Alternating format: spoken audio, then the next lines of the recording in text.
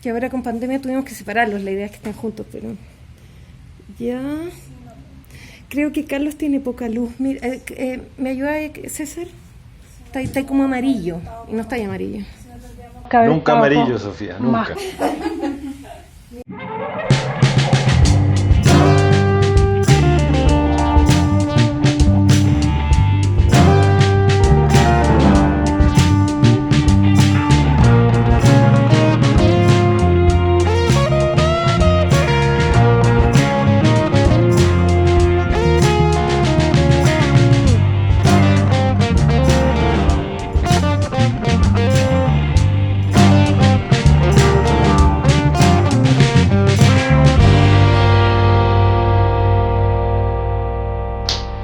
Buenos días, un nuevo episodio de Fuello Podcast. Estamos ahora con la profesora de la Universidad Alberto Hurtado, Lilian San Martín, quien todos seguramente conocen, una prestigiosa académica que ha escrito innumerables crónicas sobre responsabilidad civil y libros también. Te doy la bienvenida, Lilian, a este nuevo episodio y te agradezco que participes junto a nosotros. Muchas gracias, Carlos, por la presentación. Es un honor para mí estar invitada aquí en este Fuello Podcast. La verdad es que encuentro muy interesante la iniciativa y espero que podamos compartir algunas ideas interesantes esta mañana. Gracias a ti.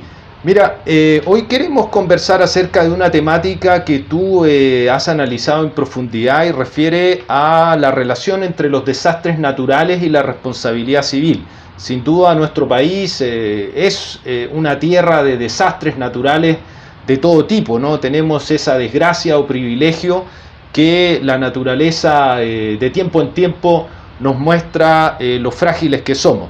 Y tú has planteado de alguna manera que esa realidad, ¿no? La ocurrencia persistente de los desastres naturales debiera tener una categoría especial dentro de la responsabilidad civil, que por cierto no aparece en las escasas reglas que recoge el régimen legal de la responsabilidad civil extracontractual en el Código Civil.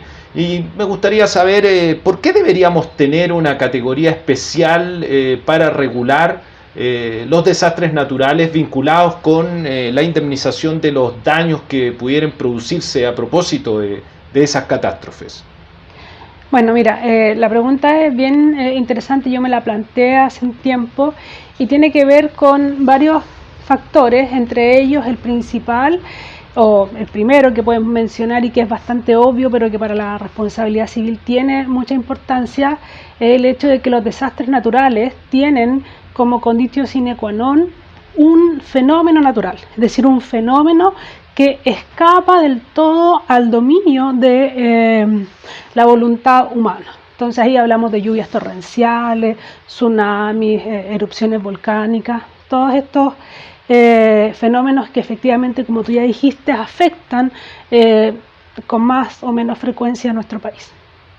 De eso se deriva otra cosa importante, y es que como se trata de fenómenos naturales que son más o menos frecuentes, ellos constituyen amenazas que implican riesgo de desastres para nuestro país, pero el desastre en sí mismo no lo provocan los fenómenos naturales, sino que lo provocan lo que se conoce en la doctrina y por los científicos como las vulnerabilidades, es decir, aquellas fragilidades que la comunidad presenta y que la hace propensa al daño causado por fenómenos naturales. Entonces, ¿cuándo se produce el desastre? Cuando se encuentran la amenaza con la vulnerabilidad. Ahora, la vulnerabilidad sí depende o sí puede ser gestionada por el hombre, y por lo tanto, entonces, la responsabilidad civil derivada de desastres naturales se dice relación con quién tiene el deber de gestionar el riesgo de desastre. ¿Y quién tiene el deber de gestionar el riesgo de desastre? Es quien tiene, además, entonces, el deber justamente de remover la vulnerabilidad, ya sea eliminando del todo el riesgo de desastre, a veces no es posible, y en ese caso la doctrina especializada habla de la mitigación del riesgo de desastre.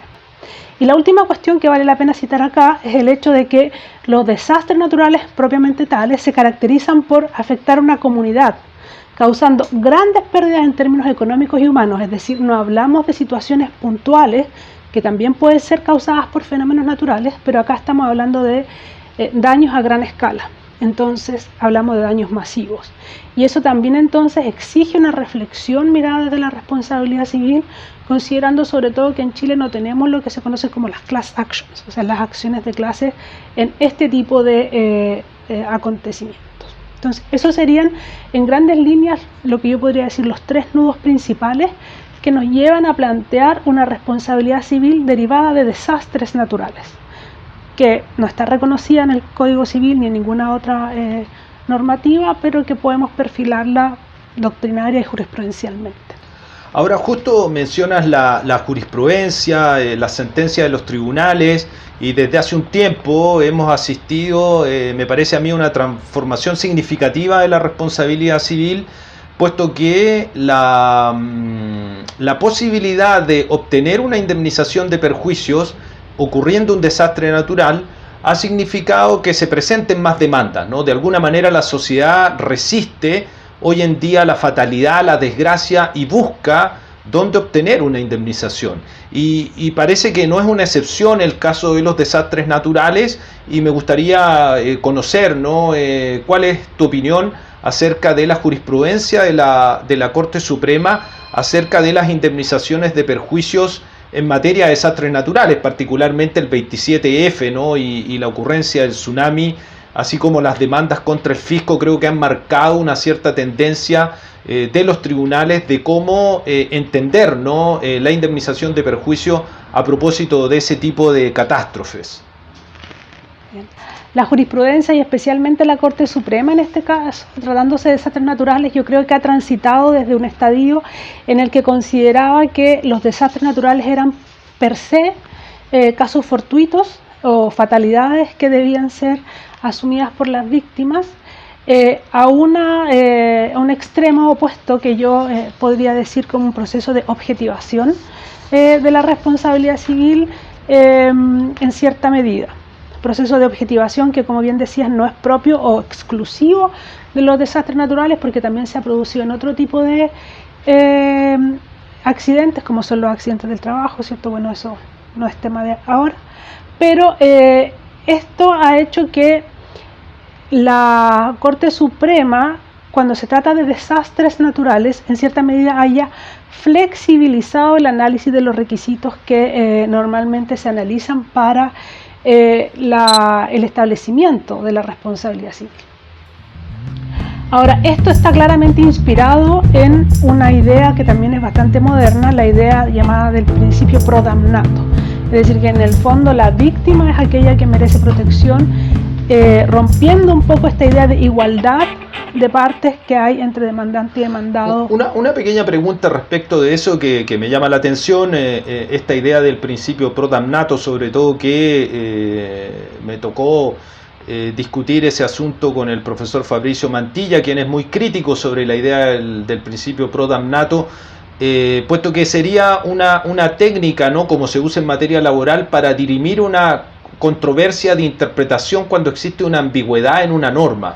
Pero aquí me da la impresión se estaría utilizando para per se favorecer a la víctima en caso, por ejemplo, de una incertidumbre causal. ¿Tú eres más bien partidaria de este principio pro damnato en caso de desastres naturales o más bien eres reticente a su aplicación? Yo no soy muy partidaria del principio pro damnato porque, como decía, este principio en cierta medida rompe la igualdad entre las partes, lo que no significa que no haya posibilidades de establecer en materia de desastres naturales ciertos mecanismos que constituyan alivios probatorios para las víctimas, lo que es posible porque existe también en otros regímenes de responsabilidad, incluso después vamos a hablar sobre esto más en profundidad, a propósito justamente de la incertidumbre causal. De hecho, yo he planteado que esta idea que tiene la Corte de ir objetivando la responsabilidad civil derivada de desastres naturales ha dado lugar a una suerte de nueva función de la responsabilidad que yo misma he llamado una función social o asistencial de la responsabilidad civil. ¿Qué quiere decir esto? Que en el fondo la Corte Suprema, con sus sentencias, lo que está haciendo es que está supliendo las deficiencias indemnizatorias que tienen las víctimas por desastres naturales. Es decir, tratándose de víctimas que no tienen posibilidad de acceder a seguros o que no tienen posibilidades de otra forma de reparación de su daño, la responsabilidad civil viene entonces a suplir esta carencia indemnizatoria. Claro, sería más bien un sistema de seguridad social, ¿no?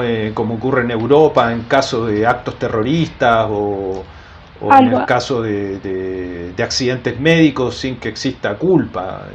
Algo así, yo creo que es algo así lo que de facto está ocurriendo con la jurisprudencia en Chile, en el que los desastres naturales, como no están asegurados, porque nosotros no tenemos sistemas de seguro obligatorio ni tampoco hay una seguridad social, como sí existe en otros países, dirigida justamente a indemnizar este tipo de casos, por mencionar algunos cercanos, no cercanos, sino conocidos nuestros, ¿no? España, Francia, Japón, en Estados Unidos, en algunos estados también hay, que son mecanismos en que se socializa el daño causado por desastres naturales. Acá no hay. Entonces la responsabilidad viene a suplir un poco ese déficit. Sí, son de alguna manera fondos de indemnización. Me gustaría ahora centrarme en la cuestión de las condiciones de la responsabilidad civil, que son insoslayables, ¿no? Aquí me parece que hay dos condiciones que tú has mencionado y que creo presentan en la hipótesis de catástrofes naturales un momento crítico, ¿no? Por un lado la causalidad y por otro el daño. Respecto a la causalidad, me parece que ahí siempre ronda la fuerza mayor como una causa extraña que podría explicar el desastre natural en vez de imputárselo a alguien en base a la culpa, ¿no? Lo que constituye una traba para la indemnización. Y por otro lado está el daño, que también lo indicabas, esta ausencia de una solución a las hipótesis de daños masivos, ¿no? Donde existe la necesidad, según la teoría general, de acreditar específicamente el daño respecto de un individuo, ¿no? Es la particularidad del daño en relación a esa persona. ¿A ti te parece que esas dos apreciaciones debieran moverse, debieran mutar un tanto a propósito de las catástrofes naturales? A ver, yo creo que me voy a centrar primero en la idea de la causalidad y efectivamente esta idea de fuerza mayor o caso fortuito, en que efectivamente cuando se trataba de desastres naturales, hasta hace no muchos años en realidad, si lo consideramos, se consideraba que todos los desastres naturales eran situaciones de fuerza mayor o caso fortuito. Automáticamente se asociaba con ello, eran fatalidades que la gente tenía que soportar por el hecho de vivir en Chile.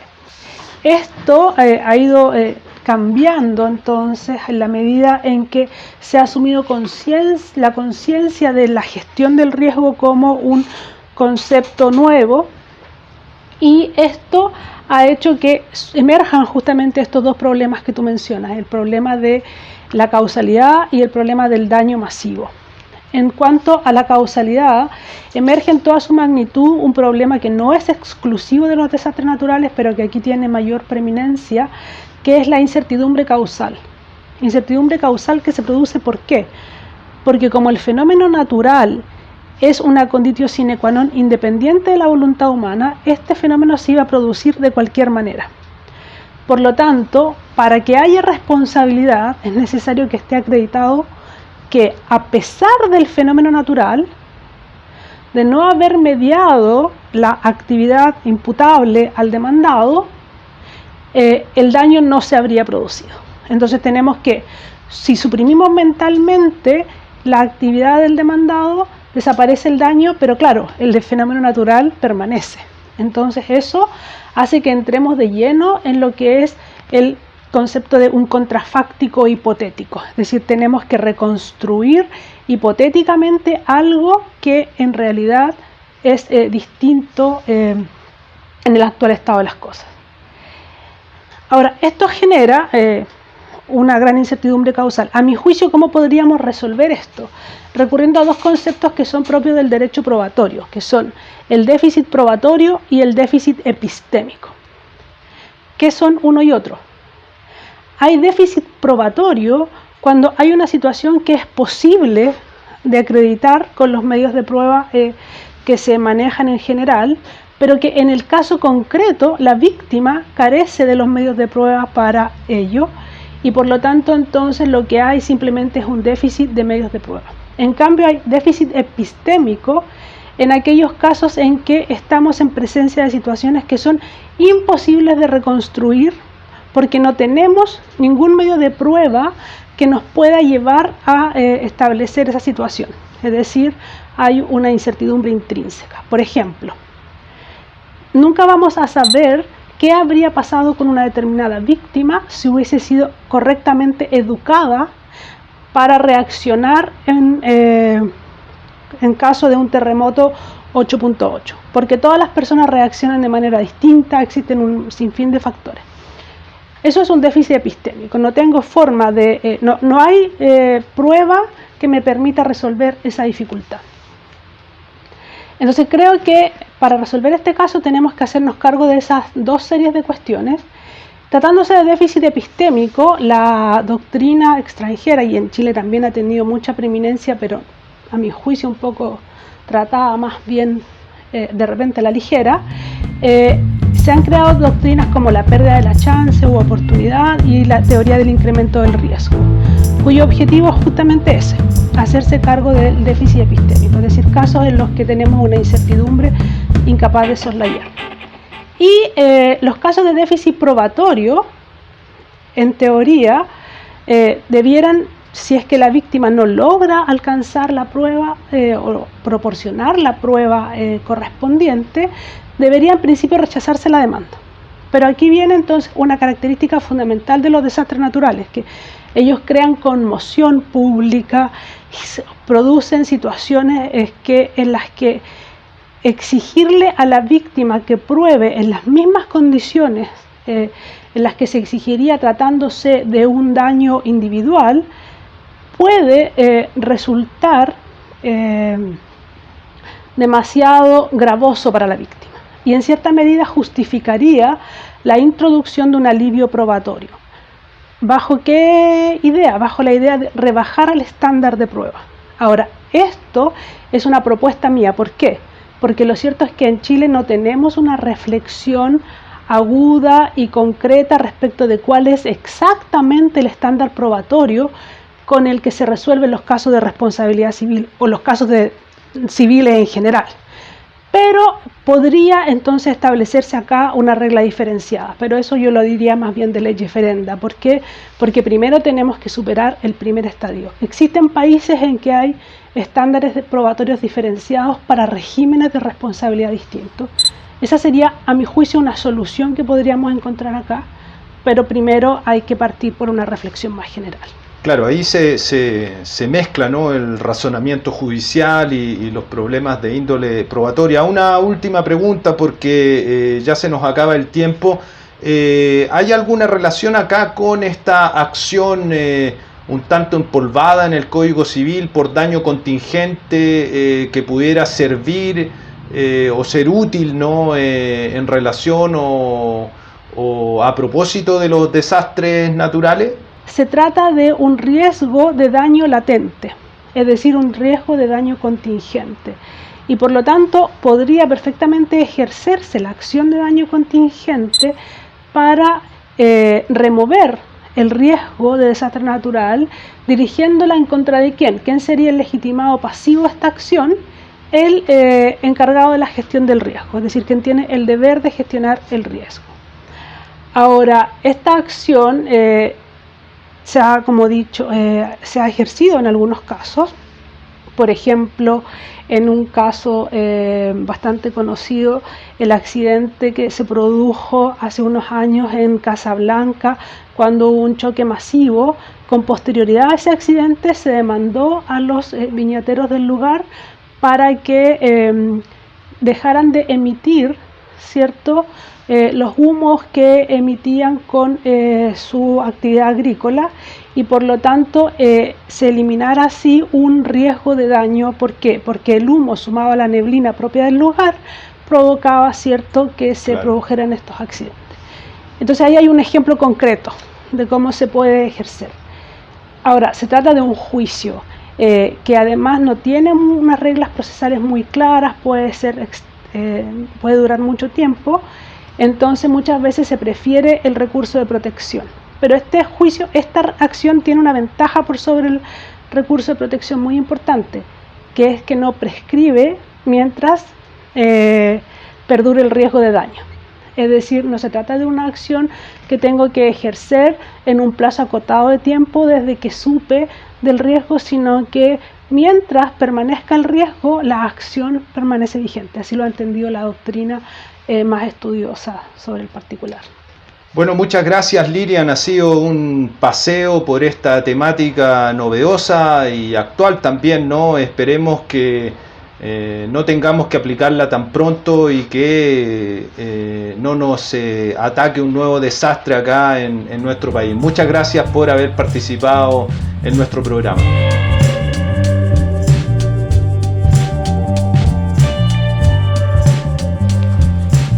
I'm ready. Tú ya estás experto en esta cosa, eres como el rey del podcast. Nunca me siento como los alegatos, nunca me siento cómodo.